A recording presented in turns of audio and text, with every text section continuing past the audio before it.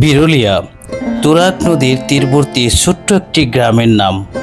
ঢাকা শহরের অত্যন্ত কাছের এই বিরুলিয়া গ্রাম 10টিরও অধিক ঐতিহ্যবাহী স্থাপনার জন্য সুপরিচিত। বিরুলিয়া গ্রামের শেষ প্রান্তে আছে জমিদার রজনীকান্ত ঘোষের বাড়ি, যা বর্তমানে বিরুলিয়া জমিদার বাড়ি নামে পরিচিত। আজকে আপনাদের বিরুলিয়া জমিদার বাড়িটি ঘুরিয়ে দেখাবো। আশা করি আজকের এই ব্লগটি আপনাদের কাছে ভালো লাগবে।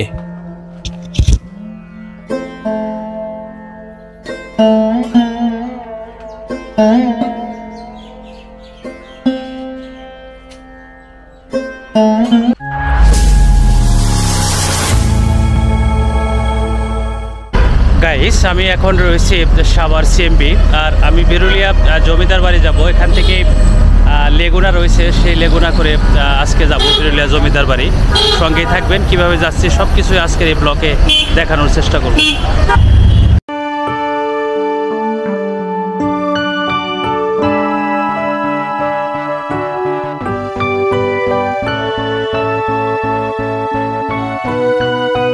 গাইস, সিএমবি থেকে চারাবাগ মোড়ে নেমেছি, আর এখান থেকে সরাসরি বিরুলিয়া জমিদার বাড়ি যাব। চারাবাগ আশুলিয়া সিএমবি থেকে 20 টাকা ভাড়া নিয়েছে। গাইস, আশুলিয়া চারবাগ থেকে 30 টাকা ভাড়া দিয়ে বিরুলিয়া ছোট ব্রিজ নেমেছি, আর আমার পিছনে তুরাগ নদী, আর এই তুরাগ নদীর পাড়েই বিরুলিয়ার সেই গ্রাম, এবং বিরুলিয়া গ্রামের সর্বশেষে রজনীকান্ত ঘোষের সেই জমিদার বাড়ি। আজকে সেই জমিদার বাড়ি যাচ্ছি। ছোট্ট ব্রিজ হিসাবে সুপরিচিত সেই ব্রিজটি দিয়েই হেঁটে যাচ্ছি।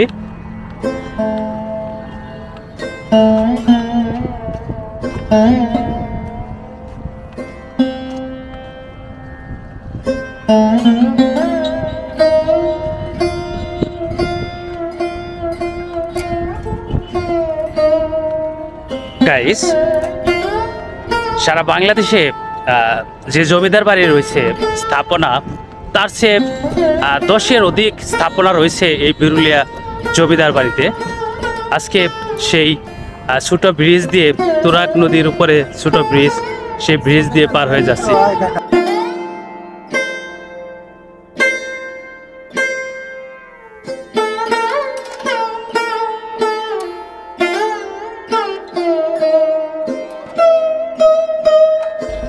গাইস, বিরুলিয়া গ্রামের সরু রাস্তা দিয়ে যাচ্ছি রজনীকান্ত ঘোষের সেই জমিদার বাড়ি।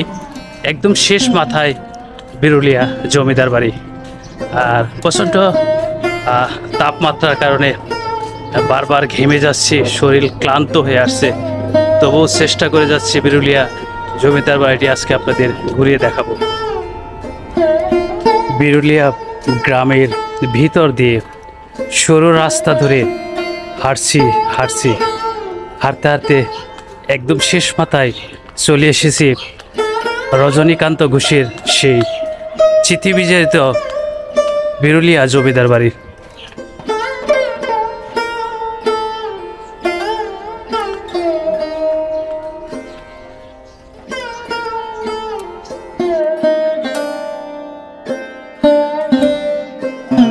ঢাকার কাছে অবস্থান হওয়ায় ইতিহাসের সাক্ষী, প্রত্নতাত্ত্বিক ঐতিহ্য বিরুলিয়া জমিদার বাড়ি দেখতে অনেকেই ছুটে যান। স্থানীয় বাসিন্দাদের তথ্য মতে জমিদার নলিনী মোহন সাহার কাছ থেকে 8,960 টাকা চারানি অর্থের বিনিময়ে রজনীকান্ত ঘোষ এই বাড়িটি কিনে নেন।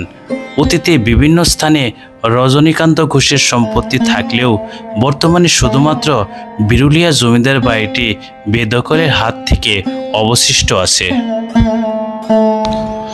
জমিদার রজনীকান্ত ঘোষের এই বাড়িতে বর্তমানে রজনীকান্ত ঘোষের বংশধররা বসবাস করেন।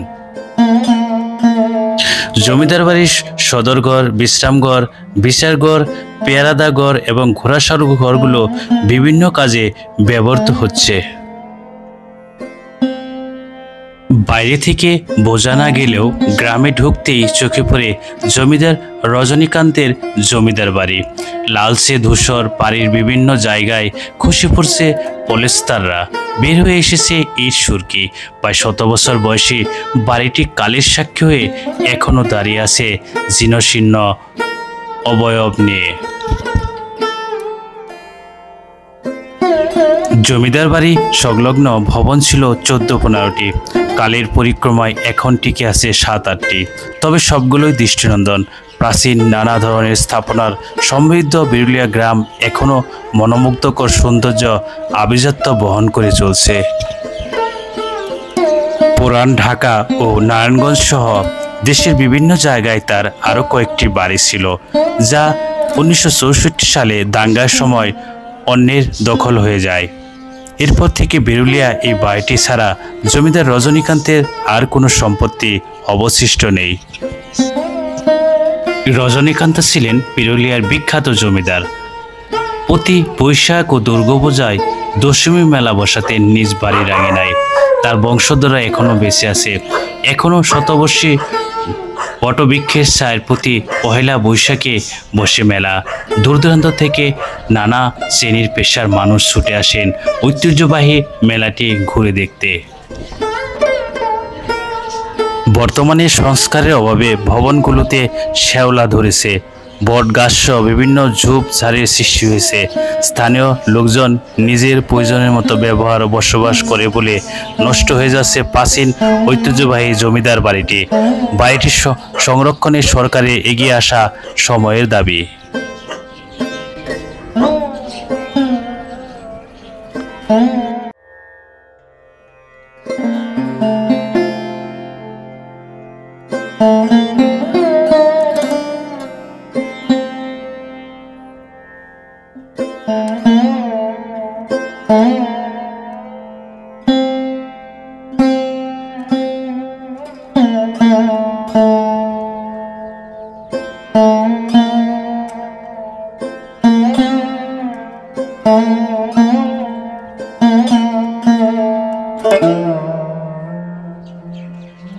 বিরুলিয়া জমিদার বাড়ির যে রাজপ্রাসাদগুলো, রজনীকান্ত ঘোষের সেই ভবনগুলো আজ অনেকটাই জরাজীর্ণ অবস্থায় পড়ে রয়েছে।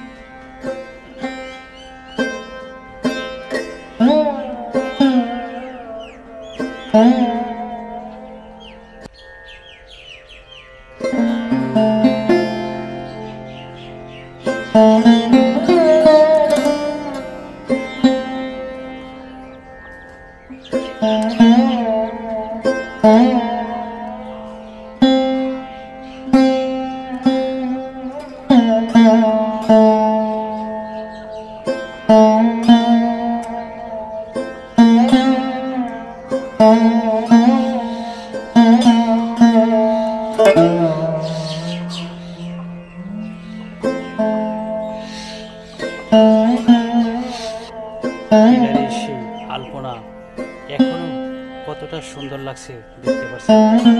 জমিদার বাড়ি এই বড় বড় পিলারগুলো কি সুন্দর আলপনা খচিত।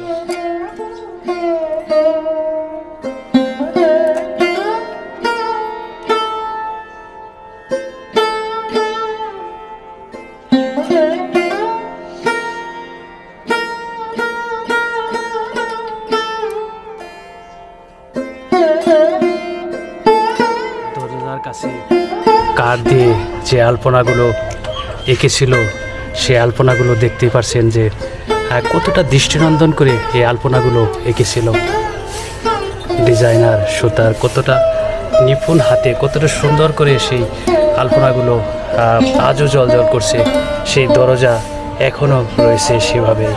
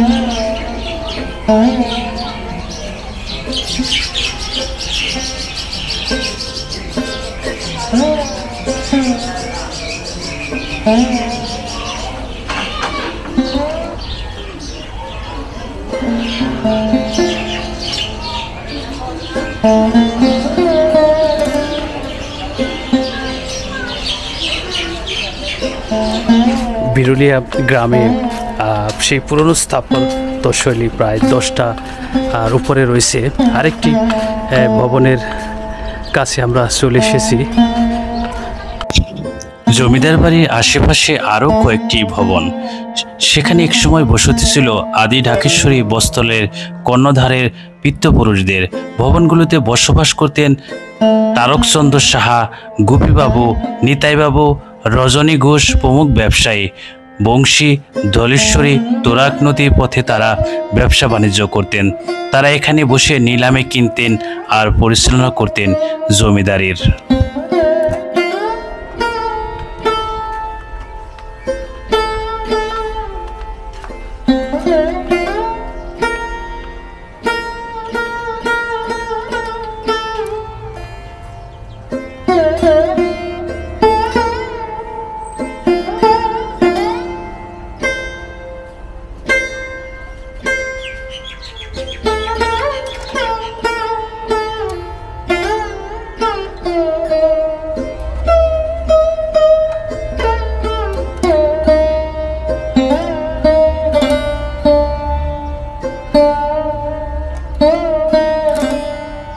গাইস, এখন আপনাদের দেখাতে চলেছি একটি ঘাটলা।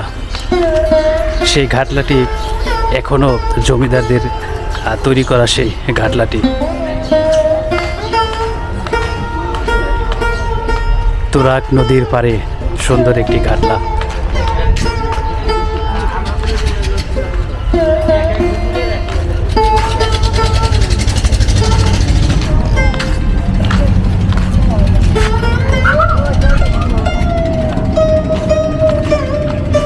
আসসালামু আলাইকুম চাচা, ভালো আছেন?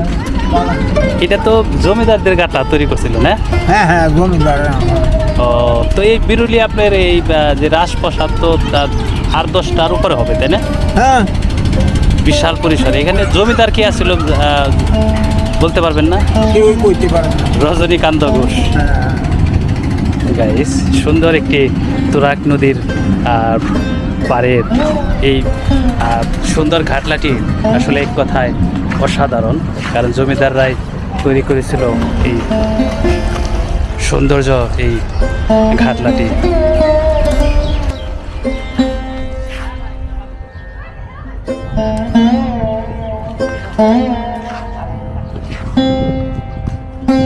বিরুলিয়া উচ্চ বিদ্যালয়, বিরুলিয়া সরকারি প্রাথমিক বিদ্যালয়, পাশে আরেকটি ভবন আমরা দেখতে পাচ্ছি।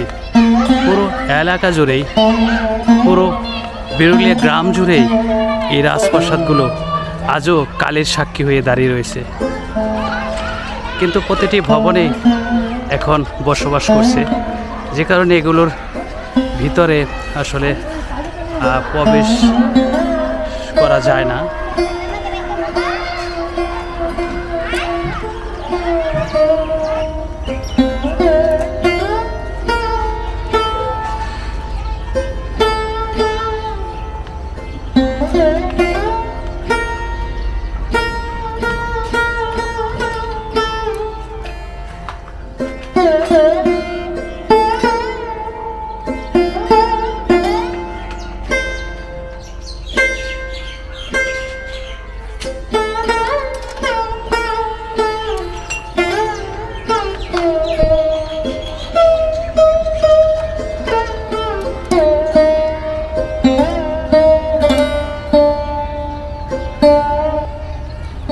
গাইস, বিরুলিয়া জমিদার বাড়ি, বিরুলিয়া পুরো গ্রাম জুড়েই এই রাজপ্রাসাদগুলো এখনও কালের সাক্ষী হয়ে দাঁড়িয়ে রয়েছে।